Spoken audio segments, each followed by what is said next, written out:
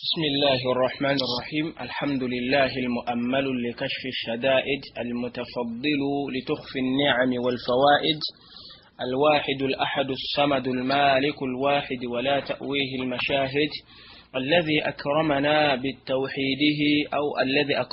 بالتوحيده وجعلنا خير عبيده، ثم أصلي وأسلم على مصطفى المختار وعلى آله الأبرار وأصحابه الأخيار ومن سار على نهجه إلى يوم الفراق. فيا إخوة الأحباء، أحييكم بتحية المنزلة إلينا من الله سبحانه وتعالى، ألا وهي السلام عليكم ورحمة الله وبركاته. ولبني نقطة الله سبحانه وتعالى نوكسا يومبك محمد صلى الله عليه وسلم، نبي وفي محمد صلى الله عليه وسلم الذي أرسل إلينا بشيرا ونذيرا، يتمي وجتولي مسنسا أتينغ متيسا جتولي. فسبب الله سبحانه وتعالى أن يجعلنا من الذين سيكونوا معه في الجنة. سبب الله سبحانه وتعالى أتيك ما بجوك بين نبك محمد صلى الله عليه وسلم مجنا يوم القيامة. Baddu ba Allah subhanahu wa ta'ala nga mukimanyi obulungi nti mu musomo gwaffe gwe tutambula nagwo, musomo gwaffe ogw'olwaliro insha Allah subhanahu wa ta'ala tugenda kubeera nga tutunula ku huququ zawji ala zawja, obuvunaanyizibwa bw'omukyala bw'alina okubeera nga atuukiriza eri omwami we. Mukimanyi obulungi nti omusomo gwaffe ogwayita ogw'omulundi guli twatunulira ku buvunaanyizibwa bw'omwami, obuvunaanyizibwa bw'omwana eri bakadde be ababiri. Mpozi kye tutatunulako ne tutatunula ku buvunaanyizibwa ate bwa mwana, obuvunaanyizibwa bw'omwana, obuvunaanyizibwa bw'omukadde eri omwana. Okusinziira abamanyi bwe bannyonnyola, obuvunaanyizibwa bw'omwana eri bakadde be buvunaanyizibwa butono nnyo. Obuvunaanyizibwa omukadde bw'alina eri omwana we butono nnyo, okusinziira Allah subhanahu wa ta'ala bwe yateekateeka era n'okusinziira omubaka Muhammad sallallahu alayhi wasallam bwe yasomesa. Mu buvunaanyizibwa katusooke tubutuleeko katono, obuvunaanyizibwa omuzadde bw'alina eri omwana we kwe kubeera nti ateekeddwa okubeera nga amusomesa obusiraamu, eddiini ey'obusiraamu wal ulumu shar'i, ensonga z'obusiraamu zonna omukadde wabanga alina obusobozi, imma nafsiyan wa imma maliyan. Bw'abanga asobola okukyekolera ye kennyini ateekeddwa okubeera ng'akikola. Bw'abeera nga tasobola kukyekolera ye kennyini nga kimusobozesa kuteekamu ssente abalala babasomesa abaana, obuvunaanyizibwa obwo nabwo alina okubeera nga abutuukiriza. Omuzadde ateekeddwa okubeera ng'asomesa omwana we eddiini, ku lw'okubanga singa anaaba tamusomesezza ddiini, yawmul qiyama Allah subhanahu wa ta'ala beba abantu bayogerako mu Qur'an Karim naga nti yawma yafirru almar'u min akhihi wa ummihi wa abihi wa sahibatihi wa banihi likulli mri'in minhum yawma idhin sha'anu yughnihi. Allah subhanahu wa ta'ala yagamba nti olunaku omuntu lwagenda okudduka, yawma yafirru almar'u min akhihi, adduke muganda we, wa ummihi adduke ne maama we, wa banihi n'abaana be. Aya nga batugimanyi obulungi era nga batugisomye wa banihi. Naye kigenda okuleetera omuntu okubeera nti adduka abaana be, kwe kubeera nti abaana be teyabalagira kubeera nti batya Allah subhanahu wa ta'ala, ma'adhalika nga teyabasomesa na ddiini, okubeera nti basobola okutabaka bye balina okubeera nga bitabaka mu busiraamu, nga babikolera kumanya okulungi okuliko ensomesa y'omubaka Muhammad sallallahu alayhi wasallam. So baddu ba Allah subhanahu wa ta'ala, ffenna oba mwenna abampuliriza, Allah subhanahu wa ta'ala bw'abanga akuwadde ezzadde nga Allah subhanahu wa ta'ala alikugabiridde, ky'oteekeddwa okubeera ng'osooka okulowoozaako kwe kubeera nti abaana bo basomesa eddiini ya Allah subhanahu wa ta'ala, ng'okikola okubeera nti wejjako hujja, gwe wejjako omusango, wejjako okubeera nti omwana oyo talina kyagenda kwekwasa era talina kyagenda kunnyonnyola mu maaso ga Allah subhanahu wa ta'ala nti nze mukadde wange teyansomesa ddiini okubeera nti nsobola okutabaka amateeka go Allah subhanahu wa ta'ala. Ekyo kimu. Ekyokubiri, omuzadde ateekeddwa okubeera nti alondera omwana we, alondera abaana be bagenda okuzaala, n'abalondera maama omulungi. abaana bogenda okuzaala n'obalondera maama omulungi. Ffenna abayina enteekateeka z'okuwasa oba abayina enteekateeka z'okubeera nti tunoonya abakyala be tugenda okuwasa, omukyala oyo tomufuna nti gwe olw'okuba olina by'ogenda okumufunamu oba ogenda okwesanyusa naye oba ogenda kubeera naye mu nsonga z'obufumbo ofuna essanyu n'ebirala ebifaanaganako bwe bityo. Wabula olina okubeera nti onoonya omukyala oyo agenda okuvaamu abaana abalungi, kulw'okubanga mu hadiisi omubaka Muhammadi sallallahu alayhi wasallam yagamba nti munoonye we muteeka amatondo gammwe nga we munoonya walungi, olw'ensonga alayalqu dassas, kulw'okubanga nti omusaayi gukwatagana, omusaayi gusiriŋŋana gusikaŋŋana. Omubaka Muhammad sallallahu alayhi wasallam yali ategeeza nti munoonye we mugenda okussa amatondo gammwe. Ndowooza amatondo ffenna tukimanyi bulungi. Yali ategeeza abasajja tunoonye awantu awalungi we tugenda okubeera nga tuteeka amatondo gaffe, olw'ensonga nti awo tutadde ettondo we wagenda okufuluma abaana baffe, ate abaana abo bagenda kubeera nga ebikolwa ebisinga obulungi bye bakola nga bifaanagana n'ebikolwa ebyo nga bifaanagana naawe we twateeka oba naawe we twasiga ensigo yaffe. So omubaka Muhammad sallallahu alayhi wasallama aba atugamba tubeere nga twetegereza nnyo nga tuteekinga time mu kaseera k'okubeera nti tunoonya ekifo we tugenda okubeera nga tusiga ensigo zaffe ezigenda okubeera nga zivaamu ebibala ebirungi era nga be baana Allah subhanahu wa ta'ala baana abaatugabiridde. Bw'atyo omubaka Muhammad sallallahu alayhi wasallam bwe yatugamba tubeere nga tunoonya abakyala abalungi abagenda okubeera nti bavaamu abaana abalungi. Era buvunaanyizibwa omwana bw'obeera ng'omwana tabadde mulungi mu mpisa ze ennungi, buba buvunaanyizibwa bwo nti wakola ensobi mu kunoonya mukyala. Toyinza kugenda mu loogi n'obeera nga gy'ogenda okujja omukyala gw'ogenda okubeera nti ozaalamu abaana oba n'omujja mu ndongo oba n'omujja mu bifo ebirala ebifaanaganako bwe bityo. Mwana wattu omwana wo gw'oba ogenda okuzaala oba omulyazaamaanyizza awo oba onoonyezza maama wo oba si mu kifo ky'omunoonyezzaamu nga si kyekifo ekirungi. Bw'atyo omubaka Muhammad sallallahu alayhi wasallama bw'atyo bwe yatusomesera. Mu hadiisi endala yatugamba nti tunkahu almar'a li arba'i, omukyala awasibwa lwa nsonga nnya. Ensonga esooka yagamba nti lidiiniha, tumuwasa olw'eddiini ye, olw'eddiini singa ebeera nga nnungi, wa jamaaliha, n'obulungi bwe nga masha Allah bw'omutunako kaalala. Ensonga ey'okusatu wa maaliha, n'emmaali nga masha Allah bw'abanga ku ssente ayina kirina buzibu era yerimu ku nsonga lwaki tumuwasa wa nasabiha, n'ekika mwava. Ezo ensonga nnya lwaki omukyala tumuwasa era lwaki ensonga zetulina okutunuulira nga tugenda okubeera nga tuwasa omukyala yenna. Bw'atyo omubaka Muhammad sallallahu alayhi wasallam bwe yatusomesa. Ensonga ey'okusatu oba mu bumu ku buvunaanyizibwa bw'omukadde bw'alina eri omwana we okumusalira aqiika, kulw'okubanga omubaka Muhammad sallallahu alayhi wasallam yagamba fil hadiisi nti kullu mawludun مرتحن عن العقيقته يعق عنه عن سابعه. buli mwana yenna ayina haqqi ey'okubeera nti asalibwa aqiika, yu'aqqu anhu an sabi'ihi, nga aqiika ye musalirwa ku lunaku lw'abawezezza olunaku omusanvu, n'asalibwako n'enviiri ezo ku lunaku olw'omusanvu, wa yusamma ku lunaku olwo nnyini n'atuumibwa n'erinnya okusinziira ku nsomesa y'omubaka Muhammad sallallahu alayhi wasallam.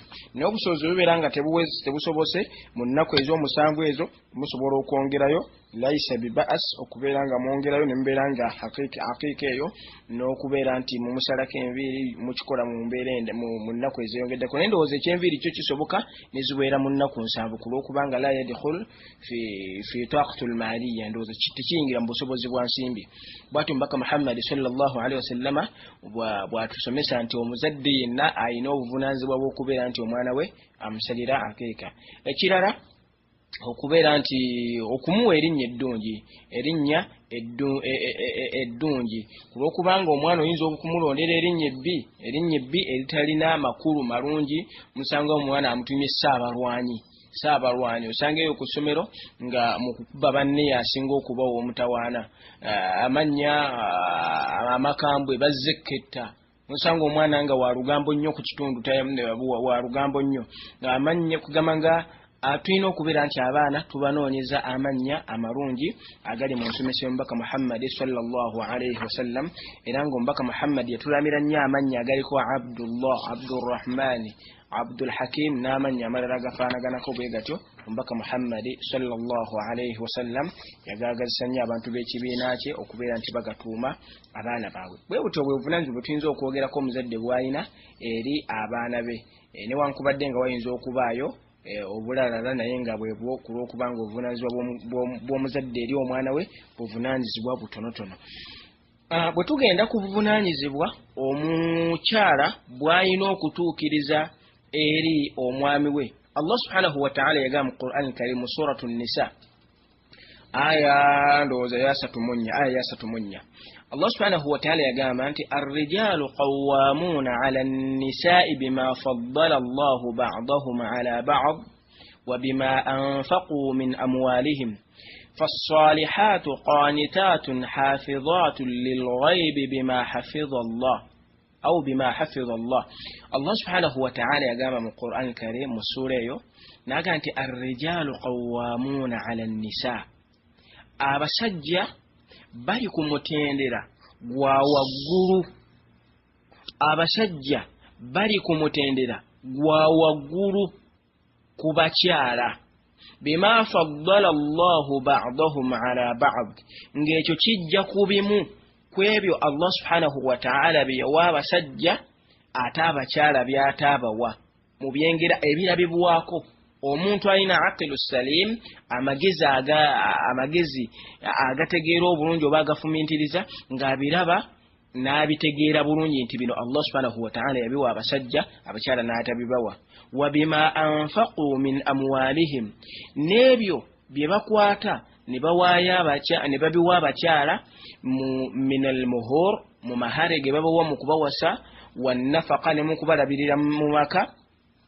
Allah subhanahu wa ta'ala aga fas-salihatu qanitatun hafizatun lilghaibi bima hafiza Allah. Fas-salihatun abakyala abalongoofu, ekyo bakimanyi.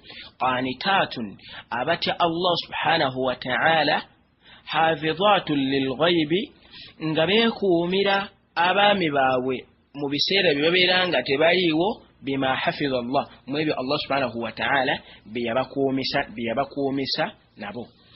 Baddu ba Allah subhanahu wa ta'ala mu aya eyo ey'ekitiibwa bwe tutunula mu tafsiri ya Ibn Kathir agamba nti yaqulu Allah subhanahu wa ta'ala mu aya nti ar-rijalu qawwamuna 'ala an-nisa'i ar-rajulu qayyimu 'ala al-mar'a, omusajja wa waggulu nnyo ku mukyala, wa huwa ra'isuha wa kabiruha, era yawaye mukulembezeewe era ye munene we, wal hakimu 'alayha wa muaddibuha idha a'wajat, era ye mulamuzi we, omusajja ye mulamuzi w'omukyala oba ye mukulembeze w'omukyala, wa muaddibuha era yamubonereza idha a'wajat, senga abeera nga omukyala oyo abeera nti avudde ku mulamwa ogutali mutuufu mu maka gawe.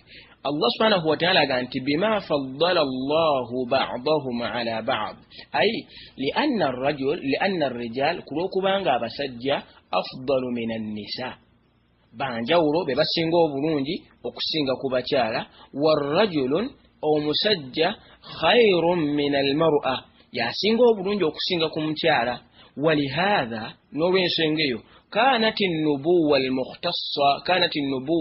mukhtassatu min ar-rijal, obwabwa nabbi wonna bwalondebwanga nga Allah subhanahu wa ta'ala abuwa basajja bokka. وكذلك الملك المعظم لقوله صلى الله عليه وسلم, nabwekityo n'omukulembeze ow'ekitiibwa akulembera abantu ateekeddwa okubeera musajja. Allah subhanahu wa ta'ala kulokubanga ombaka Muhammad sallallahu alayhi wasallam yagamba nti lan yaflaha alqawm wallaw amrahum mura'a. Ombaka Muhammad sallallahu alayhi wasallam yagamba nti ekibinja kyonna, abantu bonna tebagenda kubeera successful ebbanga lye banaamala ng'omukulembeze waabwe abakulembera mukyala yabakulembera. Hadithi entuufu rawahu al-Bukhari min hadith Abdurrahman bin Abi Bakr an abihi. Hadithi eyo ntuufu nnyo eriko ntuufu nga hadithi yava ku Abdurrahman mutabani wa Abi Bakari. Ekyo kiba kitegeeza bulungi nti omubaka Muhammadi sallallahu alaihi wasallama ate nga ntandikwa eri ku Allah subhanahu wa ta'ala ye kennyini okubeera nti abasajja yabafaddala.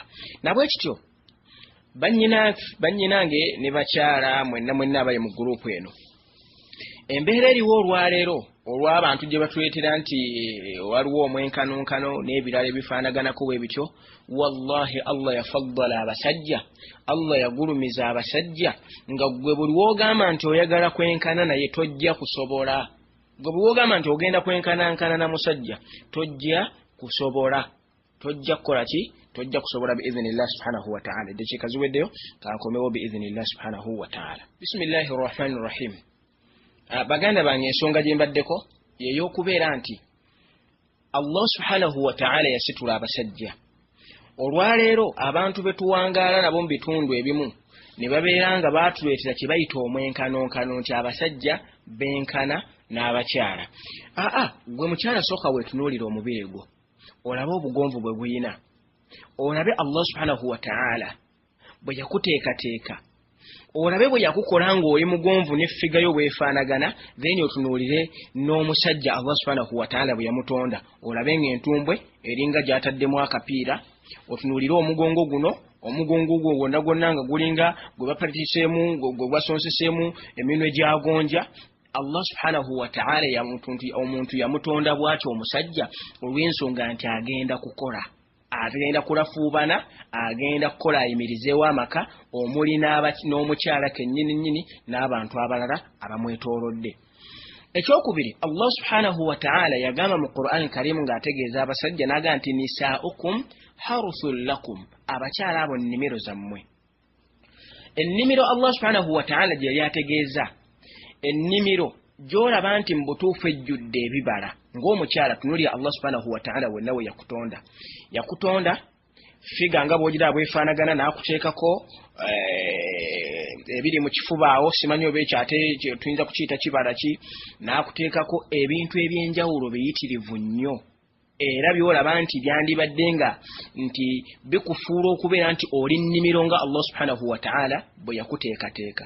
Mu mbeera efaanaganako bwetyo n'abeera nga yakutonda ng'ate oli munafu mu maanyi agamu, amakulu nga tosobola kwenkana musajja ku lw'okubanga entonde ekyakutondesa kubeera nti ekisooka kutya Allah subhanahu wa ta'ala, ekyokubiri kubeera nti osanyusa omusajja mu mbeera yo ey'obugonvu bwo n'embeera endala ey'ombeera ng'olina bw'otyo nga bw'ofaanagana. Buli woogezaako okubeera nti oyagala ove mu mutendero ogwo Allah subhanahu wa ta'ala gwe yakutonderamu, ng'oyagala naawe ofuuke omusajja, ebizibu bingi by'oba ogenda okwenkana, kubanga tojja kusobola kubeera nti otambuza embeera nga bw'otyo Allah subhanahu wa ta'ala bwe yaziteekateeka.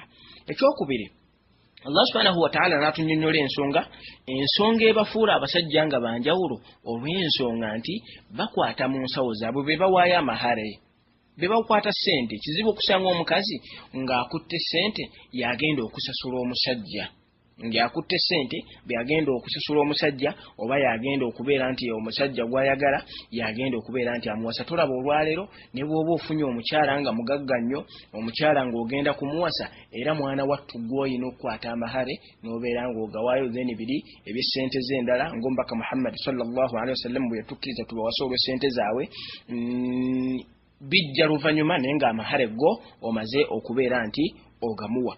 Bw'atyo Allah subhanahu wa ta'ala bwe yagamba mu Qur'an Karim.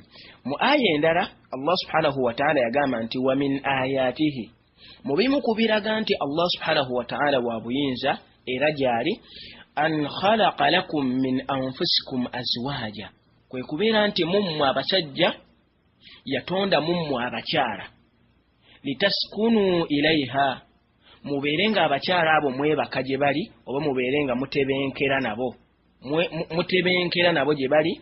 Waja'ala bainakum mawaddatan wa rahma, ate n'ateeka wakati wammwe okwagala n'okwo, wa rahma n'okusaasirigana.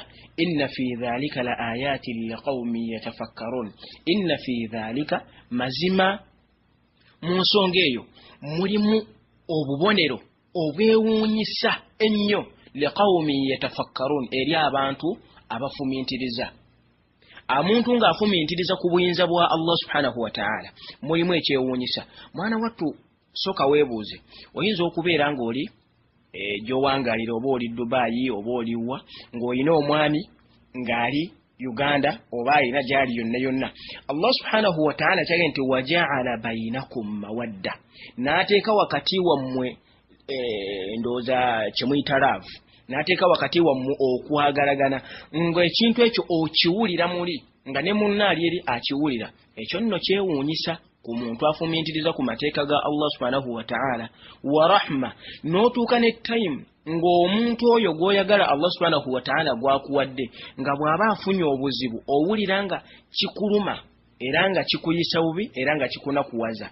Ekyo Allah subhanahu wa nenga weewunye gwe olina omwoyo ogugwo naye alina ogugwe, olina omubiri ogugwo naye alina ogugwe, buli kimu olina ekikyo naye alina ekike, naye tomanyi kiri wakati awo Allah subhanahu wa ta'ala kye yateekawo kituuka okubeera nga kibafuula okubeera nga mulinga abali omubiri ogumu oba abali mu mbeera y'emu. Allah subhanahu wa ta'ala gyagambye nti wa min ayatihi, mubiraga nti Allah subhanahu wa ta'ala wa buyinza era gyali an khalaqa lakum min anfusikum azwaja, kwe kubeera nti abasajja mummwe yabatonderamu abakyala litaskunu ilaiha, mubeere nga mutebenkera nabo era mubeere nga mubeera nabo mu mbeera zonna. Waja'ala bainakum mawaddatan wa rahma, n'ateeka wakati wammwe awo ekintu kye mutalaba ekiri invisible ekiyitibwa love wa rahma, n'okusaasirigana. Allah subhanahu wa ta'ala n'afundikira naga nti inna fi dhalika, mu ebyo byembe nnyonnyodde, la ayatin, mulimu akabonero akeekusifu liqawmi yatafakkarun, abantu abafumintiriza ku mateeka ga Allah subhanahu wa ta'ala be bakka abasobola okubeera nti balaba akabonero ako. So baddu ba Allah subhanahu wa ta'ala, fenna tulina okukimanya nti Allah subhanahu wa ta'ala abasajja bali mu muteeko gwa waggulu nnyo, era tujja kubeera nga tukola introduction yaffe eno tugende nga tuwa obuvunaanyizibwa bw'abakyala eri abaami baabwe, then oluvannyuma tujja kutunga obuvunaanyizibwa bw'abasajja ate bwe balina okubeera nga batuukiriza eri bakyala baabwe. Mu hadithi yombaka Muhammad sallallahu alaihi wasallam ya Ibn Umar nga ajja kumbaka Muhammad sallallahu alaihi wasallam, mbaka Muhammad yaga nti ala kullukum ra'i, bannange mwenna buli omu mummwe mulunzi, wa kullukum mas'ulun an ra'iyatihi, era buli omu mummwe ajja kubuuzibwa kwekyo kyalunda. Hadithi mpanvu naye mu byennyonnyola mbaka Muhammad sallallahu alaihi wasallam yaga nti wal mar'a, n'omukyala ra'iyatun ala bayti zawjiha, n'omukyala mulunzi eri ennyumba y'omwami we, wa waladihi, n'abaana be, wa hiya mas'ulun anhum, era waakubuuzibwa mu maaso ga Allah subhanahu wa ta'ala ku musajja we Allah subhanahu wa ta'ala gwe yamuwa era gwe yamugabirira. Abamanyi ne bannyonnyola ku bikulu ebitandikirwako mu kubeera nti omukyala abituukiriza eri omwami we. Ekisooka asitru, kwe kubeera nti omukyala oyo akuuma ebyama eby'omu maka gaabwe, wasiyaana, n'okubeera nti babeera bonna mu nsonga z'obufumbo. Babeera bonna mu nsonga z'obufumbo. Ekyo ky'ekyobuvunaanyizibwa ekisookerwako, bwe buvunaanyizibwa obusookerwako. Ekyo omukyala yenna alina okubeera ng'akimanya nti abasajja okukuwasa n'agamba nti akuwasizza, akujje gy'akujje, n'akuleeta ewaka ewuwo oba ewuwe, nga tonnaba kuwoza nti ate nja kumufumbira emmere ennungi, nja kumufumbira omuceere omulungi, nja kumuwoleza engoye n'ebirala. Ekisookerwako kimanyikiddwa, ng'ekyo kyo waaba akyagalidde wonna biidhnillah, nga nawe obusobozi weebuli, olina okubeera ng'okituukiriza. Asitiru wasiyaana z'ensonga z'ekisenge. Ekyokubiri, ترك المطالبة بما وراء الحاجة والتعفف عن كسبه إن كان حراما. Nekyokubiri, kwe mukyala okulema okusaba omusajja ebintu ebiri ebya haramu Allah subhanahu wa ta'ala byatamukkiriza oba okumusaba ebyo ebiri khariji taqatihi, okumusaba ebyo ebitali mu busobozi bwe. era nobeeranga omukyala ogamba omwami wo wataqulu lahu iyyaka wa kasbul haram munnange nkwewaza okubeera nti otuleetera emmaali wano ewaka emmaali eya haramu fa inni asbiru ala alju mwana wattu nsobola okubeera nga ngumiikiriza okubeera nti enjala etuluma wala asbiru ala annaari naye sijja kusobola kubeera ati nga ngumiikiriza omuliro jahannam eyo nno hadithi ekwata ku nsonga eyo ya hadithi ya Aisha radhiyallahu anha nga yagamba nti sa'altu Rasulullah sallallahu alayhi wasallam ummul mu'minin Aisha radhiyallahu anha agamba nti nabuuza omubaka Muhammad sallallahu alayhi wasallam nti ayyu nnasu a'zamu haqqan 'ala al-mar'a muntu kyakyasinza okubeera nga yalina obuvunaanyizibwa obwa waggulu ennyo ku mukyala yenna omubaka Muhammad sallallahu alayhi wasallam n'amugamba nti zawjuha omwami we ye muntu gwateekeddwa okubeera nti akulembeza mu buli nsonga yonna wa hatta ummuha wa abuha bateekeddwa okubeera nga bajja mu marutaba malala naye omwami yateekeddwa okubeera nga yali mu ddaala erisooka bw'atyo nno omubaka Muhammad sallallahu alayhi wasallam ekyo nani akibuuza Aisha radhiyallahu anha ummul mu'minin zawjatu nabi sallallahu alayhi wasallam mukyala omubaka Muhammad sallallahu alayhi wasallam abuuza omubaka Muhammad sallallahu alayhi wasallam nti muntu kyakyasinza okuba n'obuvunaanyizibwa obw'ekika ekyawaggulu eri omukyala yenna mu nsi n'agamba omubaka Muhammad sallallahu alayhi wasallam n'amugamba nti zawjuha omwami we yateekeddwa okubeera n'obuvunaanyizibwa obw'ekika ekyawaggulu Aisha radhiyallahu anha n'abuuza omubaka Muhammad sallallahu alayhi wasallam ekibuuzo ekirala n'amugamba nti fa ayyu nnansi a'zamu haqqan 'ala ar-rajuli ate omusajja ani buvunaanyizibwa ki bw'asinga okuba nabwo mu bantu bonna muntu kyakyasinza okuba n'obuvunaanyizibwa obw'ekika ekyawaggulu mu bantu bonna omubaka Muhammad sallallahu alayhi wasallam n'amugamba nti ummuhu maama we yakyasinza okubeera n'obuvunaanyizibwa obw'ekika ekyawaggulu amakulu omukyala omuntu gwateekeddwa okusookerwako okugulumiza ateekeddwa okubeera mwami we so ate omusajja omuntu gwateekeddwa okubeera ng'asooka okugulumiza mu nsi yonna ate si mukyala we wabula maama we ako nno tukategeere bulungi abasajja ffenna era tukategeere bulungi abakyala ffenna tuleme kubeera nga tufuuka ekizibu mu baami baffe ababeera batuwasizza ate okubalemesa okubeera nti babarra bamaama baabwe tutuuke okubeera nga tubalemesa n'okubeera nga bayingira ejjana wal'iyadhu billah حديث عندنا حديث يا ابن عباس يا جامانتي أتت المرأة من خثعم إلى رسول الله صلى الله عليه وسلم يجو مشارع قابم كتاب خثعم إلى رسول الله صلى الله عليه وسلم نجنا مجامانتي يا رسول الله إني امرأة أيم وأريد أن أتزوج فما حق الزوج يا جامانتي يا رسول الله زيني مشارع naye nyenda kufumbirwa naye njala kumbuya kuvunaanyizibwa bw'abakyala eri omusajja yenna n'agamba nti inna min haqqi zawj ala zawja muvunaanyizibwa bw'omukyala eri omwami we idha aradaha farawiduha an nafsiha wa hiya ala dhahri ba'iri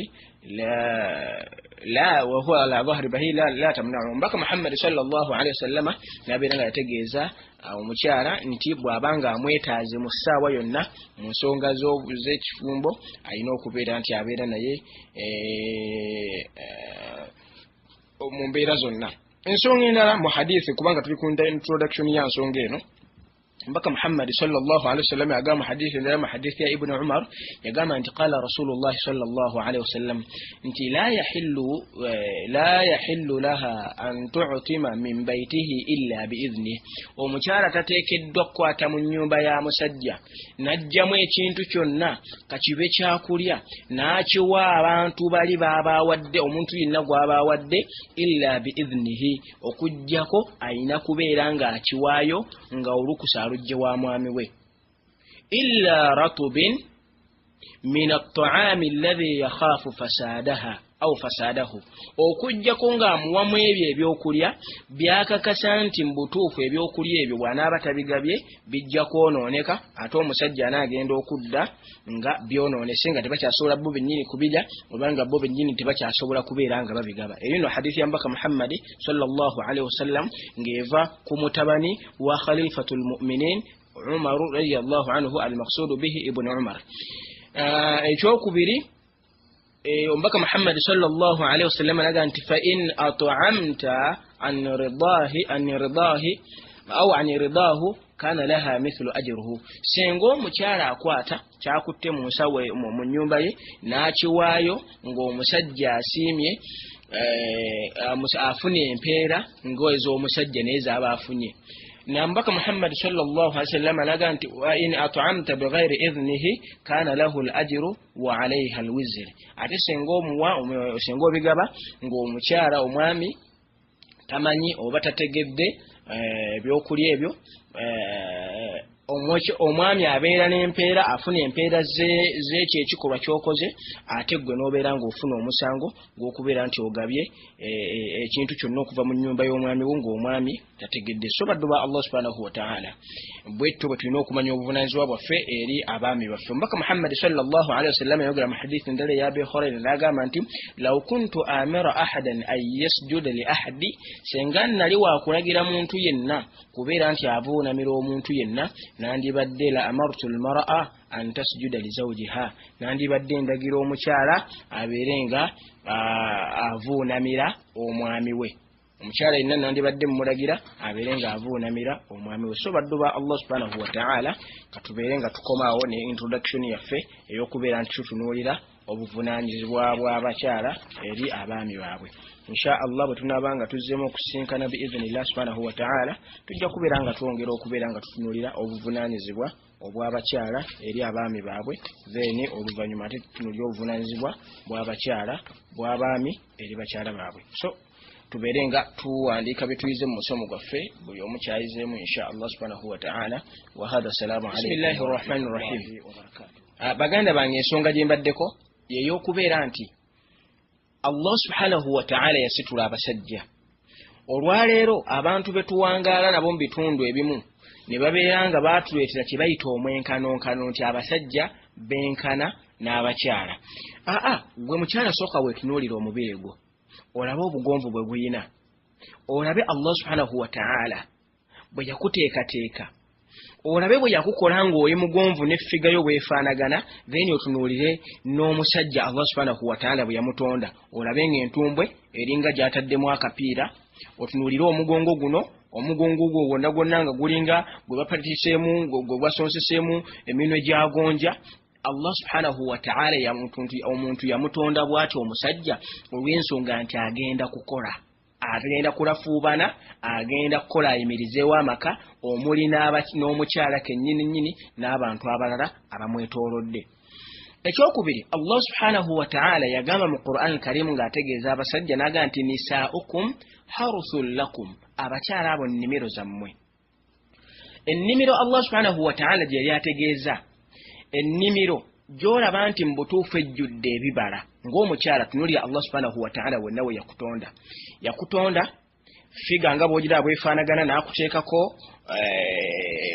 ebiri mu kifuba awo, simanyi oba ekyo ate tuyinza kukiyita kibala ki, n'akuteekako ebintu eby'enjawulo biyitirivu nnyo era by'olaba nti byandibadde nga nti bikufuula okubeera nti oli nnimiro nga Allah subhanahu wa ta'ala bwe yakuteekateeka. Mu mbeera efaanaganako bwetyo n'abeera nga yakutonda ng'ate oli munafu mu maanyi agamu amakulu nga tosobola kwenkana musajja kulw'okubanga entonde ekyakutondesa kubeera nti ekisooka kutya Allah subhanahu wa ta'ala, ekyokubiri kubeera nti osanyusa omusajja mu mbeerayo ey'obugonvu bwo n'embeera endala ey'ombeera ng'olina bwotyo nga bw'ofaanagana.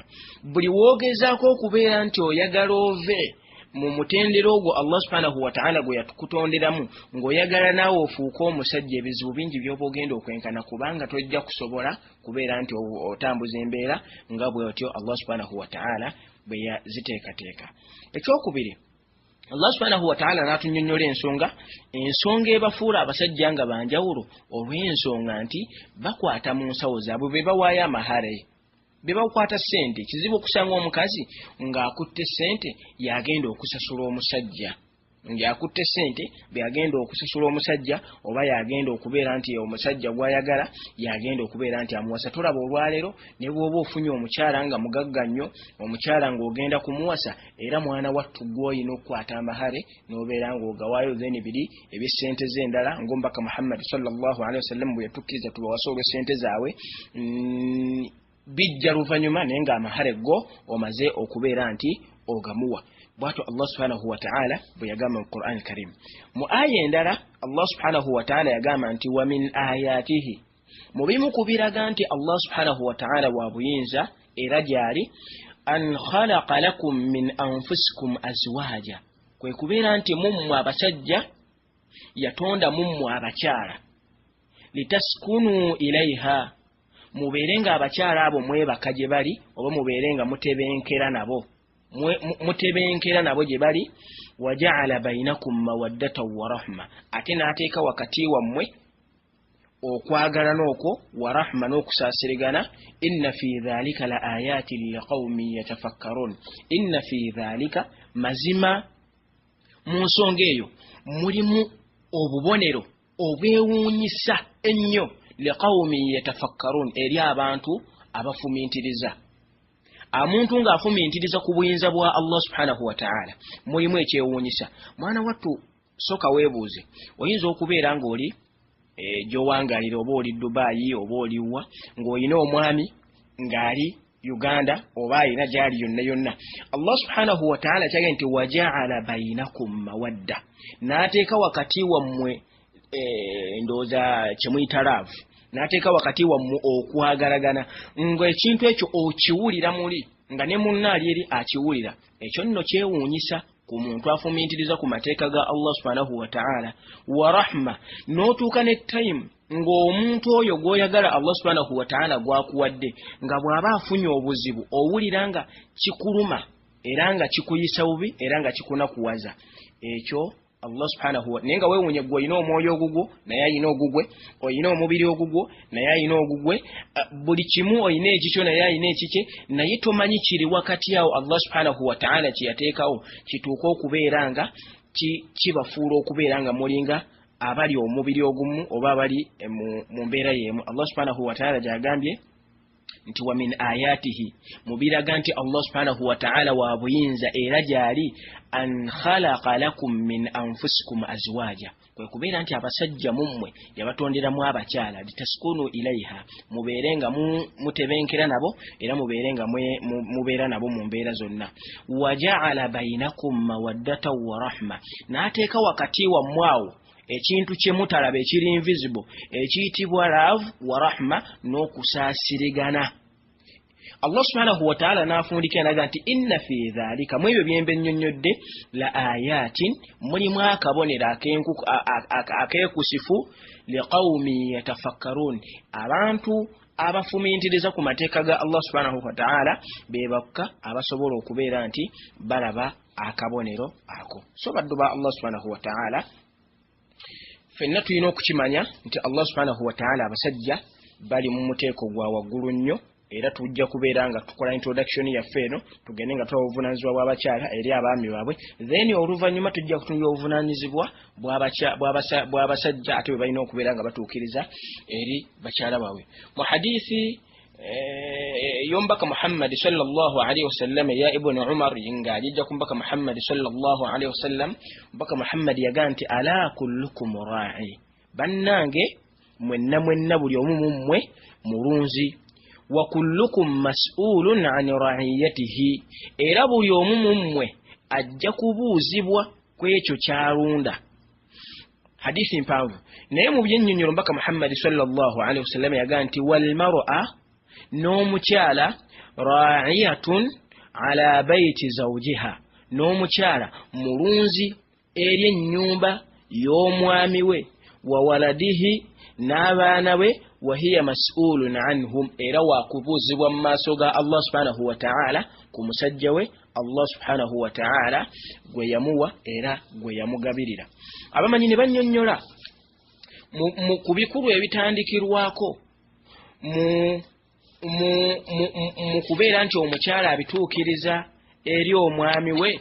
Ekisooka asitru, kwe kubeera nti omukyala oyo akuuma ebyama eby'omu maka gaabwe wasiyana n'okubeera nti babeera gonna mu nsonga z'obufumbo babeera bonna mu nsonga z'obufumbo ekyo kyekyobuvunaanyizibwa ekisookerwako bwe buvunaanyizibwa obusookerwako ekyo omukyala yenna alina okubeera ng'akimanya nti abasajja okukuwasa n'agamba nti akuwasizza akujje gy'akujje n'akuleeta ewaka ewuwo oba ewuwe nga tonnaba kuwoza nti ate nja kumufumbira emmere ennungi nja kumufumbira omuceere omulungi nja kumuwoleza engoye n'ebirala ekisookerwako kimanyikiddwa ng'ekyo kyo waaba akyagalidde wonna biidhinillah nga nawe obusobozi weebuli olina okubeera ng'okituukiriza asitiru wasiyaana z'ensonga z'ekisenge.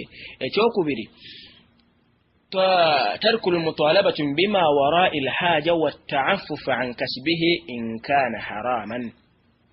Nekyokubiri kwe mukyala okulema okusaba omusajja ebintu ebiri ebya haramu Allah subhanahu wa ta'ala byatamukkiriza oba okumusaba ebyo ebiri kharij taqatihi okumusaba ebyo ebitali mu busobozi bwe. Era nobeera ng'omukyala ogamba omwami we wataqulu lahu iyyaka wa kasbul haram munnange nkwewaza okubeera nti otuleetera emmaali wano ewaka emmaali ya haramu fa inni asbiru ala alju mwana wattu nsobola okubeera nga ngumiikiriza okubeera nti enjala etuluma wala asbiru ala annaar naye sijja kusobola kubeera ati nga ngumiikiriza omuliro jahannam. Eyo nno hadithi ekwata ku nsonga eyo ya hadithi ya Aisha radiyallahu anha nga yava kumbaka yagamba nti sa'altu Rasulullah sallallahu alayhi wasallam ummul mu'minin Aisha radiyallahu anha agamba nti nabuuza omubaka Muhammad sallallahu alayhi wasallam nti ayyu nnasu a'zamu haqqan 'ala al-mar'a muntu kyakyasinza okubeera nga yalina obuvunaanyizibwa obwa waggulu ennyo ku mukyala yenna. Omubaka Muhammad sallallahu alayhi wasallam n'amugamba nti zawjuha omwami we ye muntu gwateekeddwa okubeera nti akulembeza mu buli nsonga yonna wa hatta ummuha wa abuha bateekeddwa okubeera nga bajja mu marutaba malala naye omwami yateekeddwa okubeera nga yali mu ddaala erisooka. Bw'atyo nno Omubaka Muhammad sallallahu alayhi wasallam ekyo nani akibuuza Aisha radhiyallahu anha ummul mu'minin zawjatu nabi sallallahu alayhi wasallam mukyala Omubaka Muhammad sallallahu alayhi wasallam abuuza Omubaka Muhammad sallallahu alayhi wasallam nti muntu kyakyasinza okuba n'obuvunaanyizibwa obw'ekika ekyawaggulu eri omukyala yenna mu nsi n'agamba Omubaka Muhammad sallallahu alayhi wasallam n'amugamba nti zawjuha omwami we yateekeddwa okubeera n'obuvunaanyizibwa obw'ekika ekyawaggulu.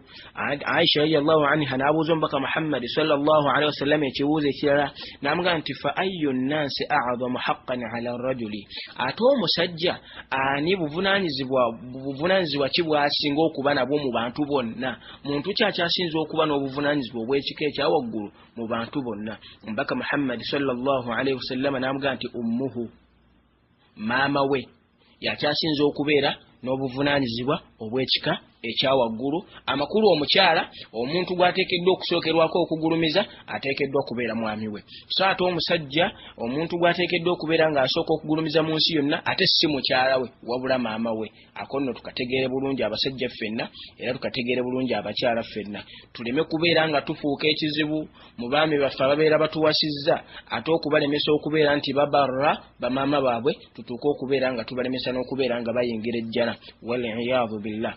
Hadithi endala mu hadithi ya Ibn Abbas yagamba nti atati al-mura'a min Khath'am ila rasulillahi sallallahu alayhi wasallam yajja omukyala ng'ava mu kika ky'aba Khath'am ila rasulillahi sallallahu alayhi wasallam najja n'amugamba nti ya rasulallah inni mura'atun ayyun wa uridu an atazawwaja fama haqqu az-zawj yagamba nti ya rasulallah nze ndi mukyala naye nyenda kufumbirwa naye njala kumbuya ku buvunaanyizibwa bw'abakyala eri omusajja yenna n'agamba nti inna min haqqi az-zawj ala az-zawja muvunaanyizibwa bw'omukyala eri omwami we idha aradaha farawiduha an nafsiha وهي على ظهر بعير لا وهو على ظهر بعير لا تمنعهم بك محمد صلى الله عليه وسلم نابيرا yategeeza omukyala nti bw'abanga amwetaaze mu ssaawa yonna mu nsonga z'ekifumbo alina okubeera nti abeera naye mu mbeera zonna. Ensonga endala mu hadithi kubanga tuli ku introduction ya nsonga eno mbaka Muhammad sallallahu alaihi wasallam yagamba hadithi ndala hadithi ya Ibn Umar yagamba nti qala Rasulullah sallallahu alaihi wasallam nti la yahillu laha an tu'tima min baytihi illa bi'idhni omukyala tateekeddwa kukwata mu nnyumba ya musajja najjamu ekintu kyonna kakibe kyakulya n'akiwa abantu bali baabawadde omuntu yenna gw'abawadde illa bi'idhnihi okujjako ayina kubeera nga akiwaayo nga olukusa alujje wa mwami we illa ratubin min at-ta'ami alladhi yakhafu fasadaha au fasadahu okujjako nga amuwamu ebyo ebyokulya byakakasa nti mbutuufu ebyokulya ebyo bw'anaaba tabigabye bijja kwonooneka ate omusajja anaagenda okudda nga byonoonese nga tebakyasobola bo bennyini kubirya obanga bo bennyini tebakyasobola kubeera nga babigaba. Eyo nno hadithi ya mbaka Muhammadi sallallahu alaihi wasallam ng'eva ku mutabani wa khalifatul mu'minin Umar radiyallahu anhu al-maqsudu bihi ibn Umar. Ekyokubiri ombaka Muhammad sallallahu alaihi wasallam naga nti fa in at'amta an ridahi aw an ridahu kana laha mithlu ajruhu sengo mukyala akwata kyakutte mu nsawe mu nyumba ye n'akiwaayo ng'omusajja asiimye afune empeera ng'ezo omusajja n'ezo aba afunye. Nambaka Muhammad sallallahu alaihi wasallam anaga nti wa in at'amta bighairi idhnihi kana lahu al-ajru wa alayha al-wizr ate sengo bigaba ng'omukyala omwami tamanyi oba tategedde ebyokulya ebyo omwami abeera n'empeera afuna empeera z'ekyo ekikuba kyokoze ate gwe n'obeera ng'ofuna omusango gw'okubeera nti ogabye ekintu kyonna okuva mu nnyumba y'omwami wo ng'omwami tategedde. So baddu ba Allah subhanahu wa ta'ala bwettu bwe tulina okumanya obuvunaanyizibwa bwaffe eri abaami baffe. Omubaka Muhammad sallallahu alaihi wasallam yayogera mu hadithi ndala ya Abi Hurayra n'agamba nti law kuntu amira ahadan an yasjuda li ahadi senga nali wakulagira muntu yenna kubeera nti avuunamira omuntu yenna nandibadde la amartu al-mar'a an tasjuda li zawjiha nandibadde ndagira omukyala abeere nga avuunamira omwami we omukyala yenna nandibadde mulagira abeere nga avuunamira omwami we. So baddu ba Allah subhanahu wa ta'ala katubeere nga tukomaawo ne introduction yaffe ey'okubeera nti tutunuulira obuvunaanyizibwa bw'abakyala eri abaami baabwe. Insha Allah bwe tunaabanga tuzzeemu okusinkana biiznillah subhanahu wa ta'ala tujja kubeera nga twongera okubeera nga tutunuulira obuvunaanyizibwa obw'abakyala eri abaami baabwe then oluvannyuma ate tutunuulira obuvunaanyizibwa bw'abakyala bw'abaami eri bakyala baabwe. So tubeere nga tuwandiika bye tuyize mu musomo gwaffe buli omu kyayizeemu insha Allah subhanahu wa ta'ala. Wa hadha assalamu alaikum wa rahmatullahi wa barakatuh.